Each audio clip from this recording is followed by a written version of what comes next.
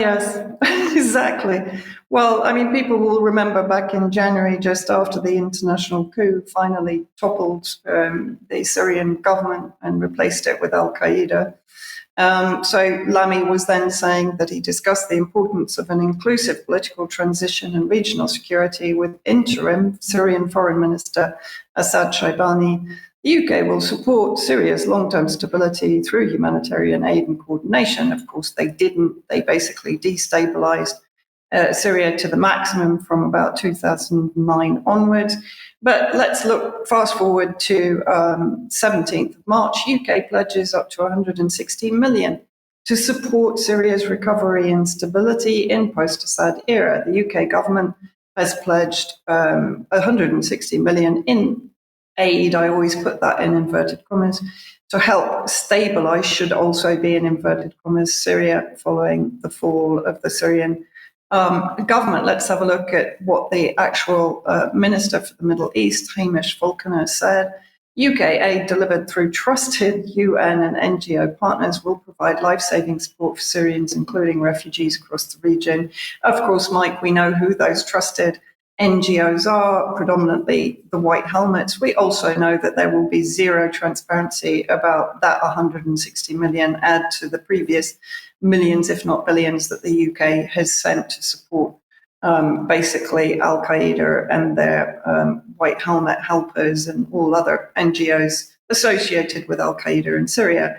And then this is quite interesting. This was on the 6th of March, an update on Syria lifting asset freezes on 24 entities, which includes the Syrian airlines, the Syrian central bank. But interesting that they're maintaining sanctions on the Assad family because of their alleged links to the Captagon drug trade in Syria that we've covered quite a few times on UK Column and debunked, particularly a BBC documentary accusing former President Assad of being the head of the Captagon trade. And interesting that there have been a number of arrests recently of drug smugglers in Syria. So despite President Assad no longer being present, the most recent one, Iraq's Interior Ministry announced Sunday the seizure of 1.1 tons of Captagon and the arrest of a major cross-border drug network. In coordination with Erbil and Soleimani counter-narcotic units, authorities tracked a truck going from Syria via Turkey. So one assumes it's going from Idlib, which was previously under the control of Jalani, who's now the unelected, self-proclaimed president in Damascus. And it is one of the Iraq's largest drug busts. So a few questions to be raised over, one, the reason for the sanctions, and two, the propaganda regarding the Captagon production in Syria. And then we move on back to Brussels and von der Leyen and the whole team there. This is a standing with Syria donor conference in Brussels that ended, I think, a couple of days ago. And who was invited? The interim foreign minister, who, of course, was previously Al-Qaeda. I know that we've mentioned this before.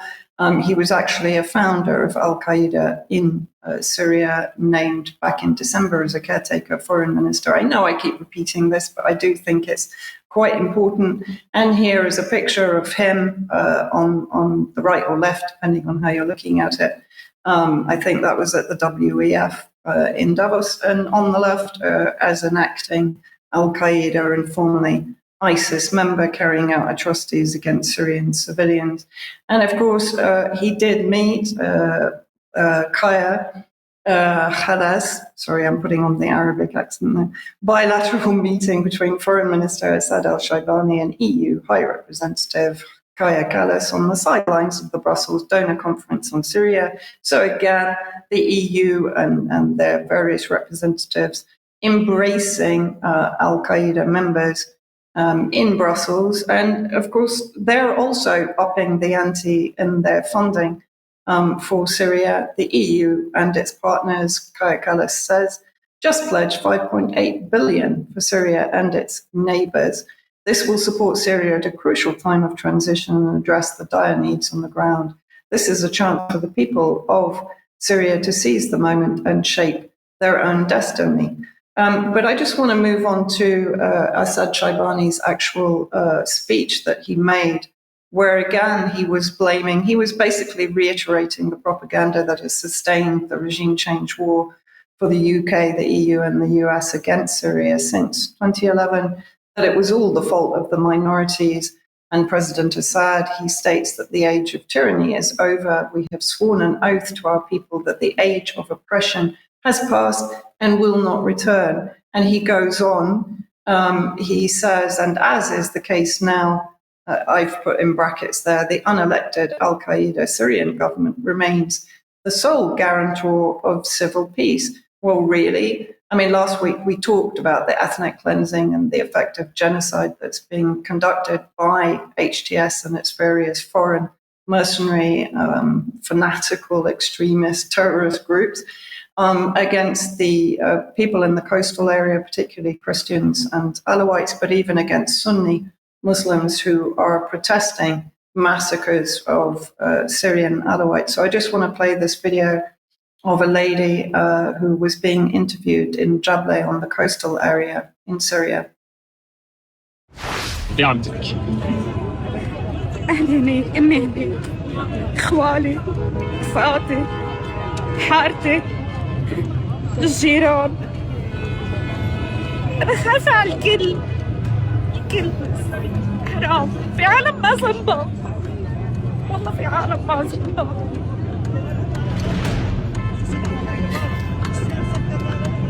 من وين انت؟ أنا من جبلة، جارنا تحت بيتنا فتح الباب قال لهم فوتوا فتشوا، وصلوا قدام مرته بناته طفلتين صغار اسمه حسام حبيب.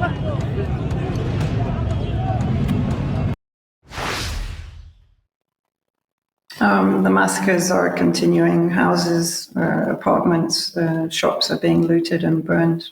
And there is now talk of displacing all of the Alawite civilians and replacing them with Sunni Muslim extremist factions to actually sort of reconstitute that area of Syria. And I just wanted to quickly show this rather than another execution video. This is a kid in Al-Bab, Aleppo, being given a semi-automatic, I think it is, by an HTS fighter. This is how the children in Syria are being indoctrinated.